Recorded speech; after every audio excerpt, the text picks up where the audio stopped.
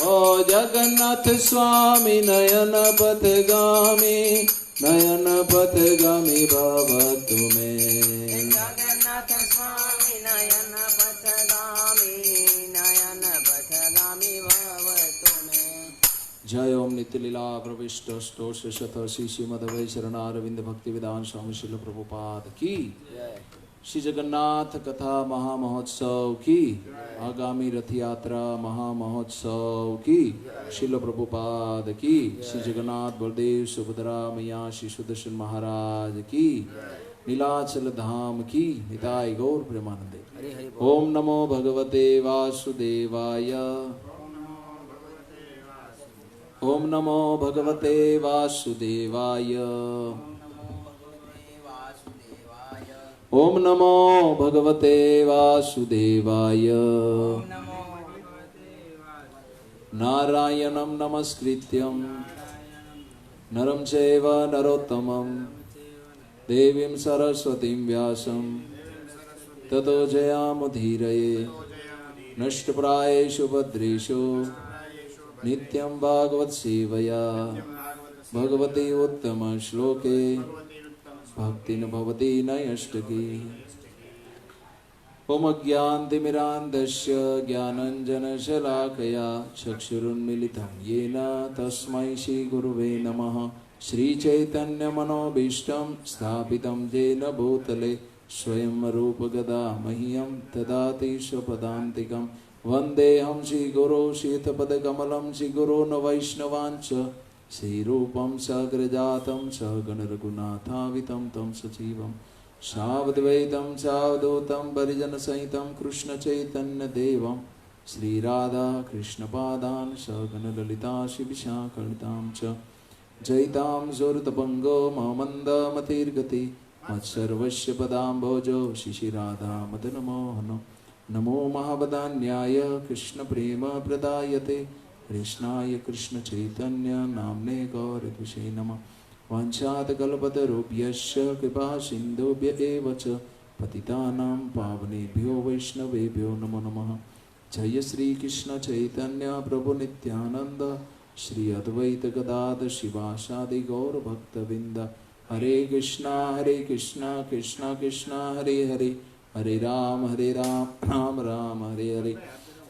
देवदेव जगन्नाथ भवहरति विनाशनम त्रायिमां पुंडरीकाक्षं पतितं भवसागरम।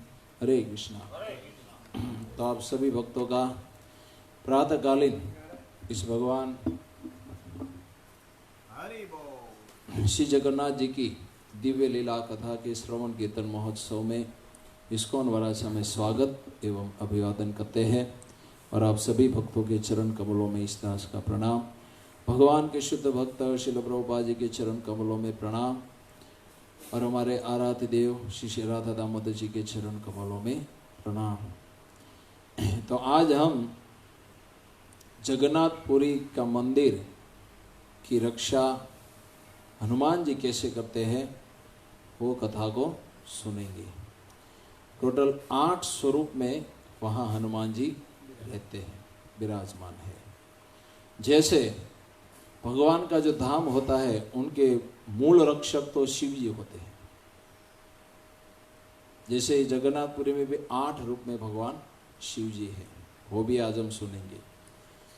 जैसे मथुरा वृंदावन में है भूतेश्वर, चकलेश्वर, गोपेश्वर और कामेश्वर, ये 4 रूप में शिव जी वहाँ रहकर क्षेत्रपाल जिसको कहते हैं, भगवान का जो क्षेत्र है वृंदावन उसकी क्या करते हैं, रक्षा करते हैं। तो यहाँ हनुमान जी विशेष रूप से भगवान जगन्नाथ जी के मंदिर की रक्षा करते हैं।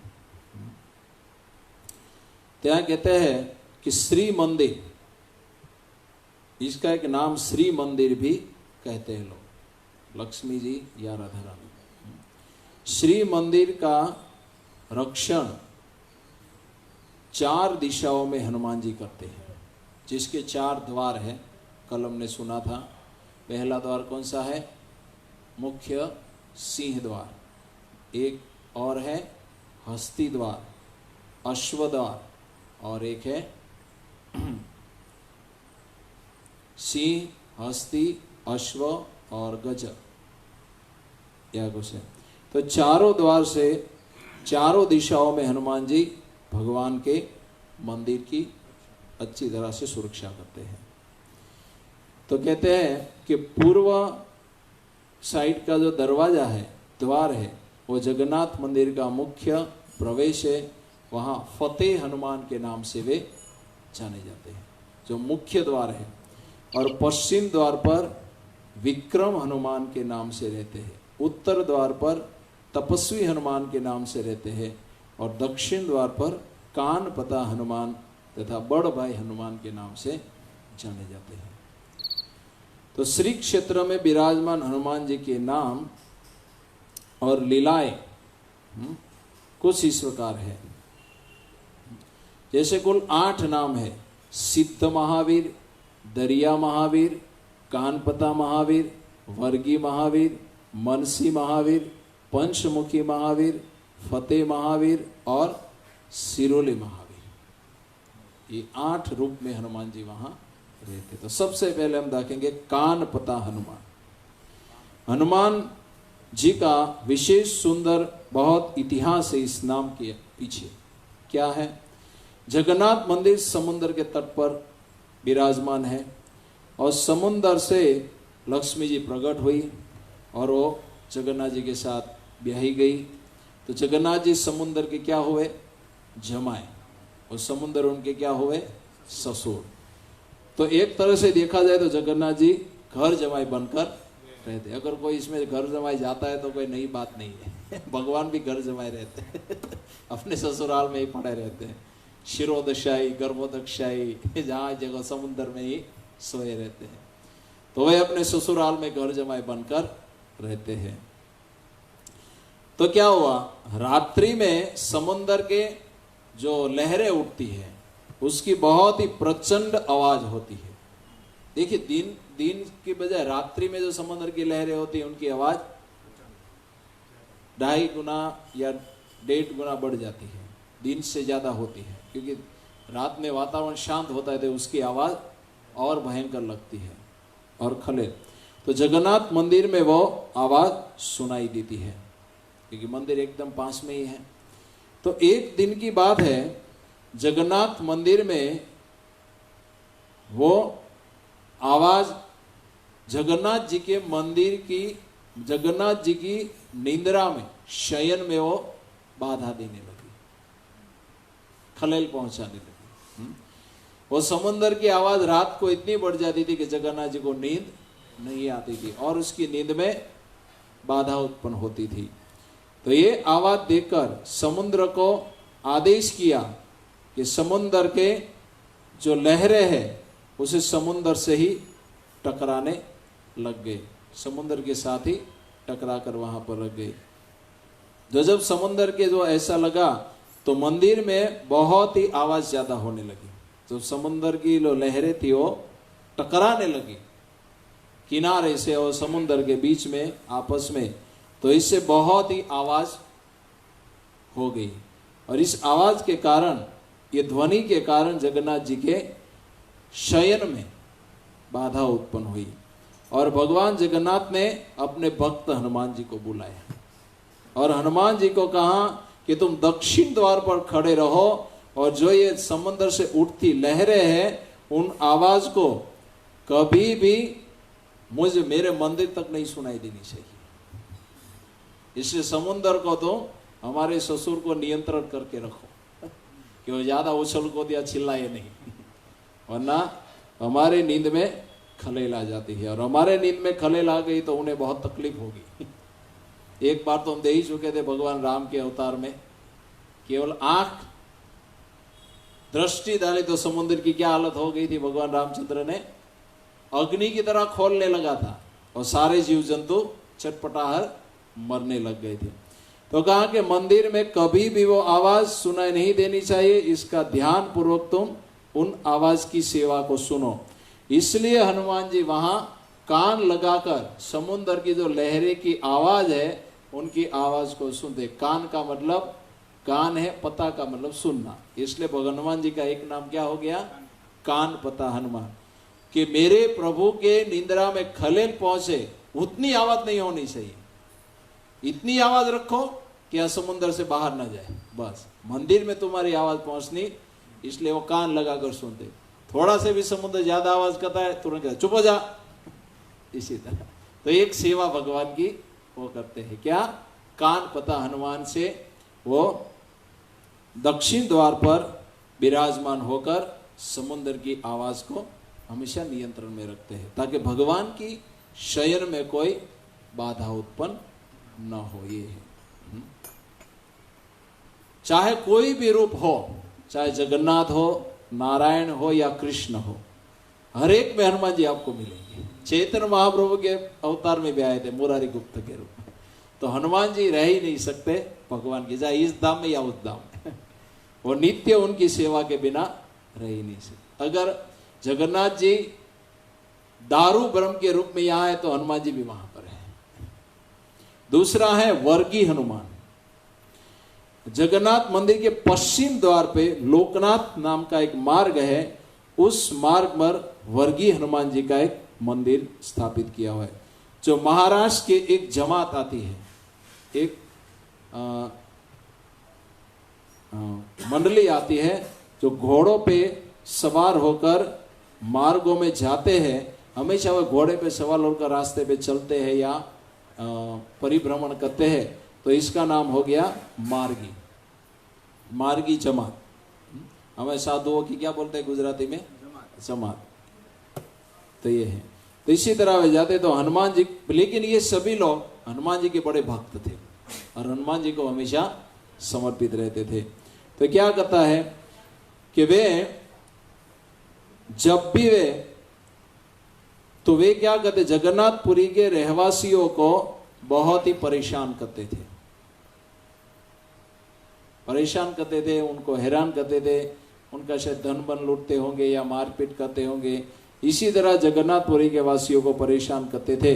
लेकिन हनुमान जी को समर्पित होने के कारण पुरी में प्रवेश के लिए उनका रोकने के लिए, उनको पुरी में प्रवेश न करने देने के लिए और जगन्नाथपुरी के वासियों को परेशान न करे, इसलिए उसके मार्ग में ही लोकनाथ मार्ग है, वहीं पर वर्गी हनुमान के नाम से उनको स्थापित कर दिया।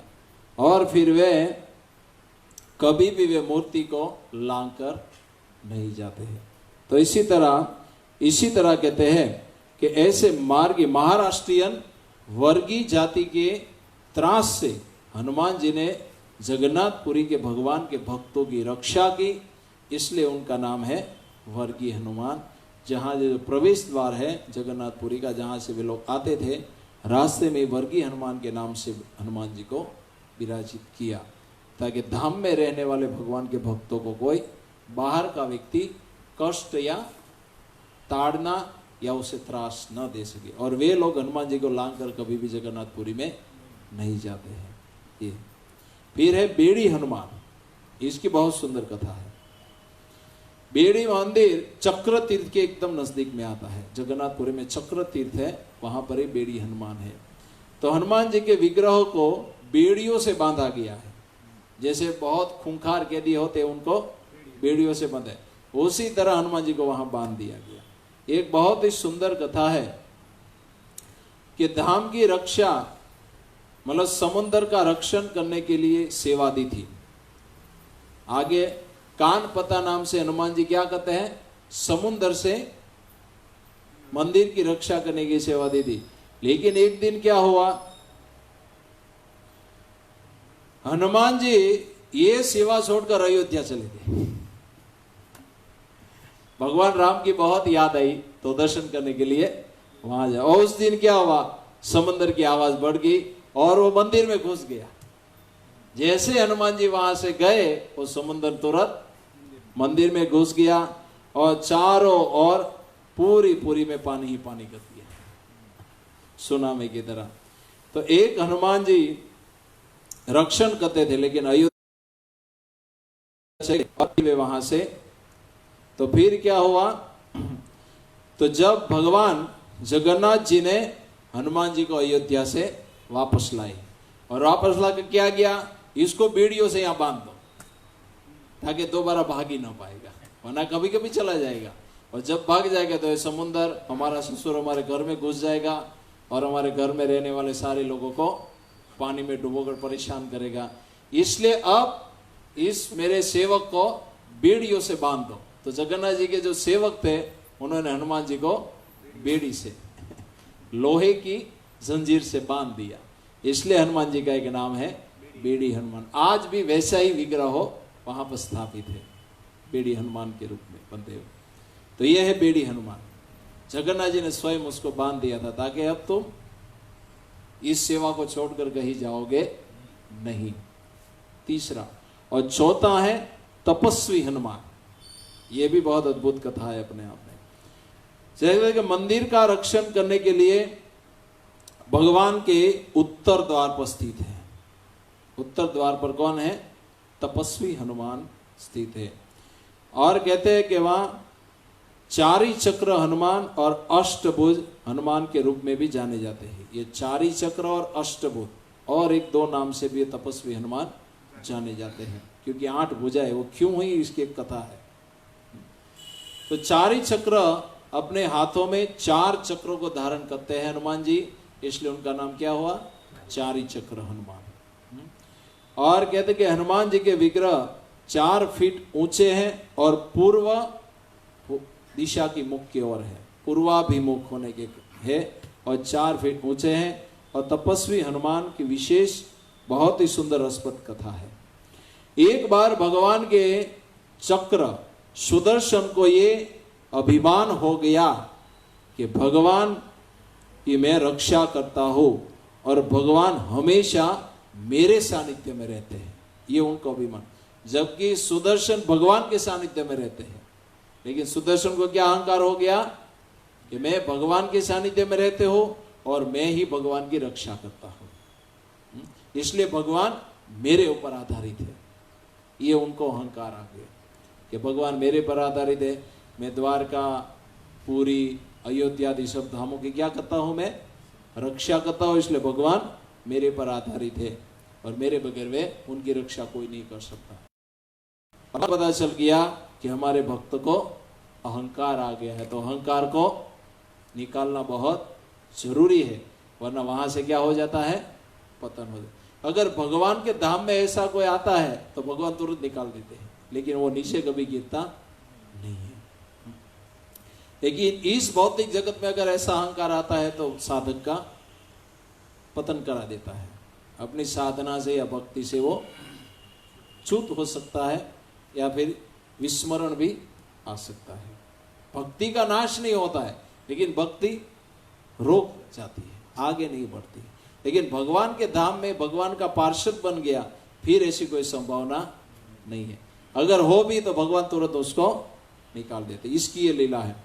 तो कहा के तो उनको बहुत ही अहंकार हो गया और सुदर्शन चक्र का अहंकार ये भगवान को अच्छा नहीं लगा, इसलिए उन्होंने हनुमान जी को बुलाने के लिए सुदर्शन चक्र को भेजा कि तुम जाओ हनुमान जी को बुलाकर। हनुमान जी उस समय अभ्यारण्य में तपस्या कर रहे थे, इसलिए उनका नाम है तपस्वी हनुमान। अभ्यारण्य नाम का वन है, पुरी के आसपास में होगा कहीं, वहां वे तपस्या कर रहे थे।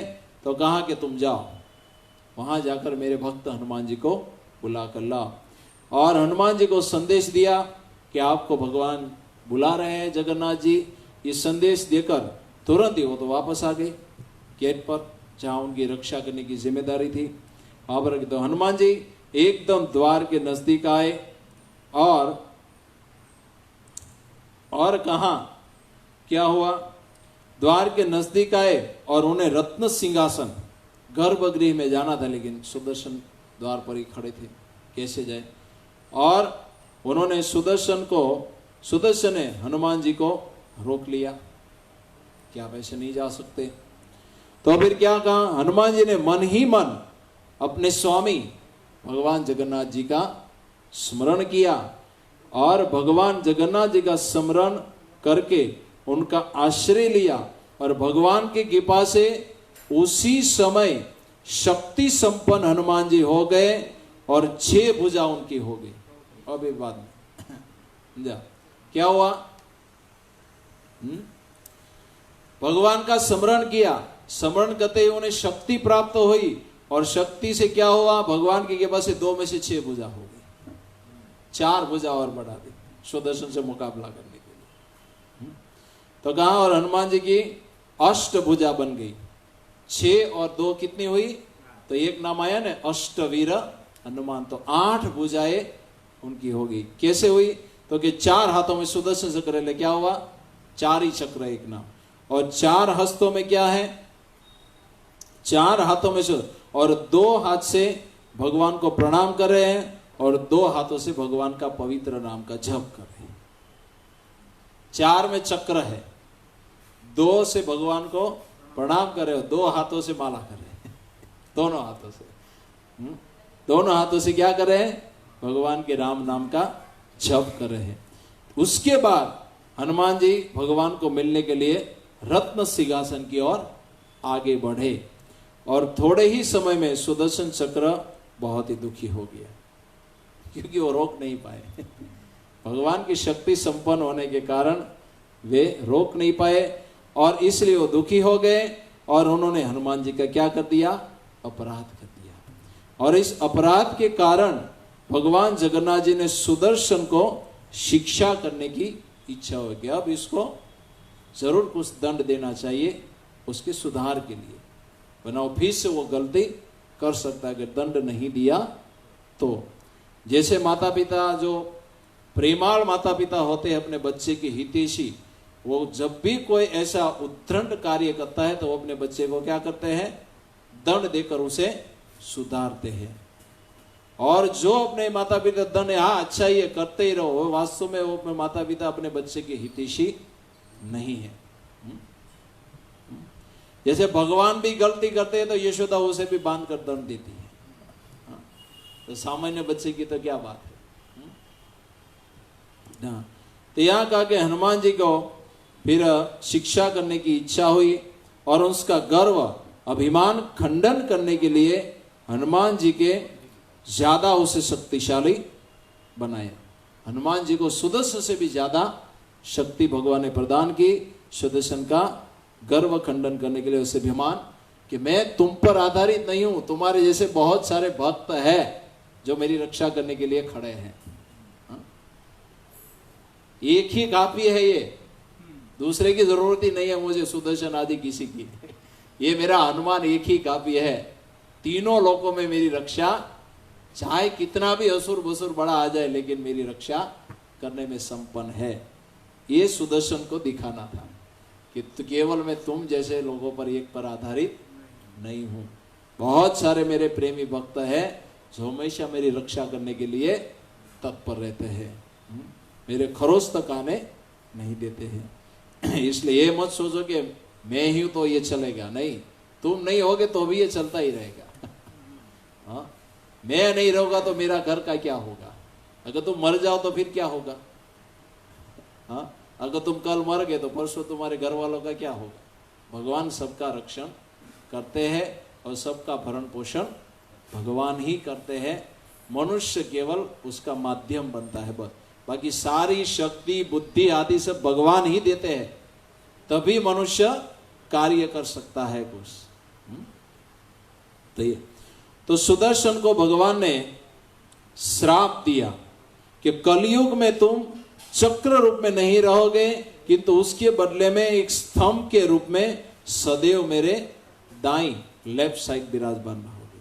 तो ये है सुदर्शन काष्ठ के रूप में क्यों आया, इसके कारण उसको अभिमान हो गया था, तो भगवान ने उसे शिक्षा ये दी कि अब तुम्हारा ये सुदर्शन जो रूप है जिसके कारण तुम्हें अहंकार हुआ है, वो रूप कलयुग में नहीं रहेगा, और तुम्हें काष्ठ के रूप में हमेशा मेरे लेफ्ट साइड विराजमान रहोगे, बाईं साइड हमेशा तुम मेरे साथ रहोगे। देखो शिक्षा भी दी और भगवान ने हमेशा अपने सांस ही रखा। तो इससे सुदर्शन, ये श्राप उनको बहुत ही ज्यादा लगा, ये सजा बहुत ज्यादा होगी। जैसे कि भक्त लोग कहते हैं कि थोड़ी कम सेवा दो, ये हमारे लिए बहुत ज्यादा है, इतनी नहीं हो पाएगी, थोड़ी कम दो है। तो इसी तरह कहा कि थोड़ा कम, तो कहा ये कठोरता और उग्रता और कठोरता के कारण ये कठोर श्राप लगा, और इसके कारण सुदर्शन जी ने भगवान से बहुत ही विनय पूर्वक प्रार्थना की कि हे स्वामी, हे प्रभु, हे दीन दयाल, हे जगन्नाथ पतित पावन, मेरे पर कृपा करके आप मेरे श्राप को कुछ कम कीजिए, इतनी कठोर सजा मुझे मत दीजिए। तो ऐसे जब प्रार्थना की तो कहा कि तुम घबराओ मत, क्योंकि तुम सुदर्शन रूप में रहोगे लेकिन मेरे मंदिर के ऊपर रहोगे। और ये आशीर्वाद भी दिया कि सुदर्शन के रूप में तुम रहोगे और जो भी तुम्हारा दर्शन करेगा उससे मेरे दर्शन करने के बराबर फल प्राप्त होगा। इसलिए जो भी मेरे मंदिर में प्रवेश नहीं कर पाते हैं या जिन्हें अधिकार नहीं है, वे सारे भक्त लोग बाहर से तुम्हारा दर्शन करेंगे और मेरे दर्शन का फल ही उन्हें प्राप्त होगा। तो सुदर्शन रूप में तुम मंदिर के ऊपर रहोगे, लेकिन वास्तविक रूप में तुम मेरे पास एक काष्ठ के रूप में रहोगे, लेफ्ट साइड विराजमान रहकर। तो इसी तरह उन्होंने आशीर्वाद दिया। और फिर है कान पटा हनुमान। तो कहा कि उसके बाद तपस्वी हनुमान कोयले वैकुंठ के मंदिर के उत्तर द्वार पर विराजमान है, जहां सुदर्शन चक्र भगवान जगन्नाथ जी के। कोयले मंदिर એટલે वो कौन सा है? जहां कलेवरम होता है, नया कलेवरम, तब भगवान को वहां समाधि दी जाती है उनके विग्रहों को, वो है वैकुंठ। और वहां पर हनुमान जी ये विराजमान है, तपस्वी हनुमान। और वहां से सीधा आपको सुदर्शन चक्र का दर्शन होता है। इसलिए ध्यान रखें दोबारा इसमें वो अहंकार ना आ जाए। इसलिए तो ये है कितने 8 हनुमान जी जो हमेशा क्या करते हैं? भगवान की सुदर्शन की। एक है कान पत्ता हनुमान, वो समुद्र से आवाज ना आए तो निंद्रा में खलेल ना हो। एक है वर्गीय हनुमान, जो ऐसे लोग जगन्नाथपुरी में आते हैं जो धाम वासियों को कष्ट देते हैं, उनको पीड़ा देते, तो उनको हनुमान जी धाम में प्रवेश नहीं करने देते हैं उनके। और फिर बेड़ी हनुमान, भाग न जाए बार बार। और फिर है तपस्वी हनुमान, जो हमेशा तपस्या करते हैं, विनम्र रहते हैं, और इसी तरह सुदर्शन के अभिमान को नष्ट करने के लिए वो वहां रहते हैं। और इसी तरह अगर किसी भक्त का अभिमान भी चढ़ गया तो वो भी हनुमान जी भगवान की कृपा से उनका अभिमान नष्ट कर देते हैं। तो ये चारों द्वार पर अलग अलग रूप से हनुमान जी भगवान की सेवा की, हर तरह से मंदिर की और धाम वासियों की क्या करते हैं? रक्षा करते हैं। विशेष रूप से हनुमान जी का कार्य है कि भगवान की किसी भी सेवा में, श्रृंगार आरती से लेकर शयन तक, किसी भी प्रकार का कोई डिस्टर्ब होना नहीं चाहिए। बस मेरे प्रभु, मेरे स्वामी हमेशा आनंद में ही रहने चाहिए और उनके मन में किसी भी प्रकार का टेंशन ही नहीं होना चाहिए। उन्हें केवल आनंद का ही भोग करना है, जो भी कष्ट है। और फिर अष्ट शंभु या अष्ट महादेव भी है। इसका नाम लिखा है, कथा नहीं है, सुन लेते। मेरे पीछे वो श्लोक दोहराए जो स्कंद पुराण का है, जिसमें भगवान शिव के 8 नाम दिए हैं, जो जगन्नाथपुरी में चारों ओर क्षेत्रपाल के रूप में है। कपाल मोचनम कामम क्षेत्रपालम यमेश्वरा मार्कंडेय तथेशानाम विश्व ईशम नीलकंठनम। कपाल मोचन, कामेश्वर, क्षेत्रपाल, यमेश्वर, मार्कंडेश्वर, ईशानेश्वर, विश्वेश्वर और नीलकंठेश्वर, ये 8 नाम से भगवान शिव जी, इसलिए उनका नाम है अष्ट शंभु या अष्ट महादेव। कामेश्वर वृंदावन में भी है और जगन्नाथपुरी में भी, क्षेत्रपाल भी दोनों जगह है। और अन्य शास्त्रों में भी अलग नाम दिए इसी का। लोकनाथ, वट लोकनाथ, शंखेश्वर, यमेश्वर, मार्कंडेश्वर, कपाल मोचन, नीलकंठेश्वर अने वानांबर। तो लोकनाथ, लोकनाथ वट और वानांबर 3 नाम और अलग है, लेकिन है वो 8 ही। तो ये जो अष्ट शंभु है, उनके दर्शन से आशीर्वाद प्राप्त होता है और भगवान विष्णु का दर्शन अति सुलभ बनता है। अगर इन 8 भगवान शिव जी जो जगन्नाथपुरी में विराजमान है, अगर उनका कोई दर्शन करता है तो क्या होता है? उन्हें भगवान कि साक्षात जगन्नाथ जी के दर्शन शिव जी की कृपा से अति शीघ्र प्राप्त होते हैं। तो आप देखिए, भगवान के चाहे नवद्वीप, चाहे अयोध्या जाए या द्वारका में या जगन्नाथपुरी में, बद्रिकाश्रम में, बद्रीनारायण या वृंदावन, कहीं भी जाए तो ये दो हमेशा रहते हैं, हनुमान जी और शिव जी। क्षेत्रपाल के रूप में इस धराधाम पे भगवान के जितने भी प्रकट धाम है, उन सभी धामों की रक्षा करने के लिए दो हमेशा होंगे। जैसे वृंदावन में है सिंह पौर हनुमान। क्या हुआ था, एक बार वो यवनों ने वृंदावन पर आक्रमण किया था और सारे मंदिरों को वे तोड़ रहे थे। तब ऐसी सिंह के समान भयंकर गर्जना की कि सारे यवन सैनिक जो उनके मल मूत्र त्याग दिए और वे वहां से भाग गए और फिर दोबारा वे वृंदावन में नहीं आए। तो उसका नाम पाड़ दिया सिंह पौर हनुमान। तो हमेशा वे भगवान के धाम की और भगवान की रक्षा भगवान शिव और हनुमान जी, क्योंकि शिव जी और हनुमान जी एक ही है। 11 रुद्र है, उसमें 11वां जो रुद्र है उसी का अंश से हनुमान जी के रूप में शिव जी भगवान राम की, अपने आराध्य देव भगवान राम की सेवा करने के लिए प्रकट हुए थे, भगवान श्री कृष्ण की। तो हर जगह जितना भी भगवान का अवतार होता है, उन सब में हनुमान जी हमेशा साथ रहते हैं।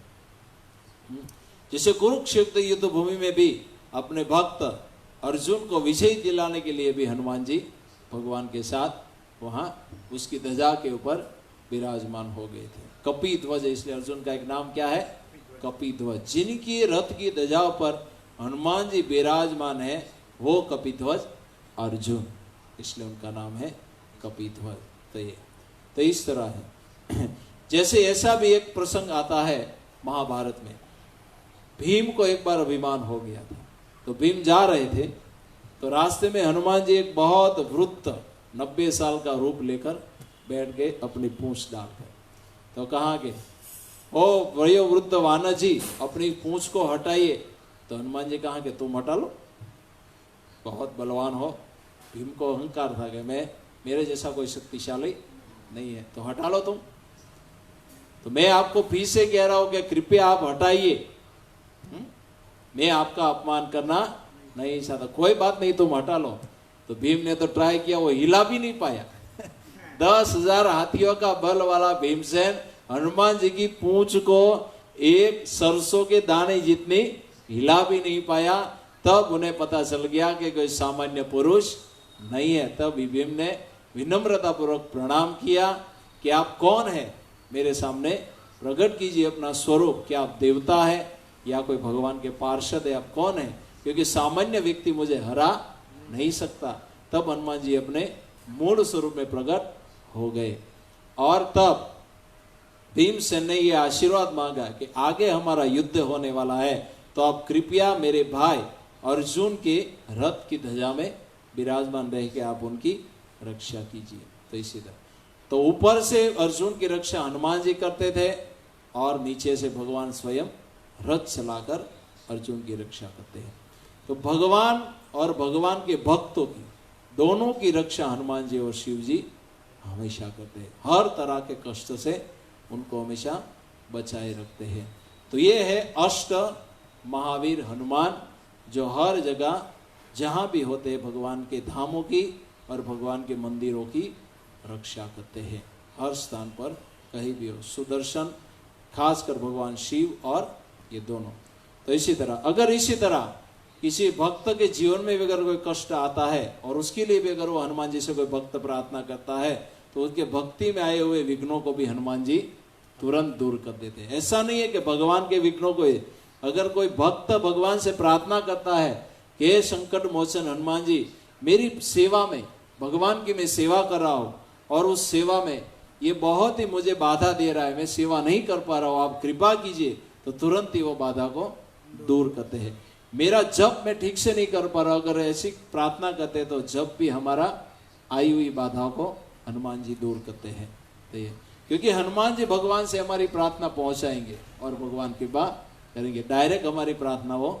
लेकिन हनुमान जी हमारे जैसे पतितों को भी प्रार्थना सुनते हैं। तो ये अष्ट महावीर हनुमान जो हमेशा भगवान जगन्नाथ जी की रक्षा करते हैं और उनकी सेवा में किसी भी प्रकार की बाधा उत्पन्न नहीं होने देते हैं।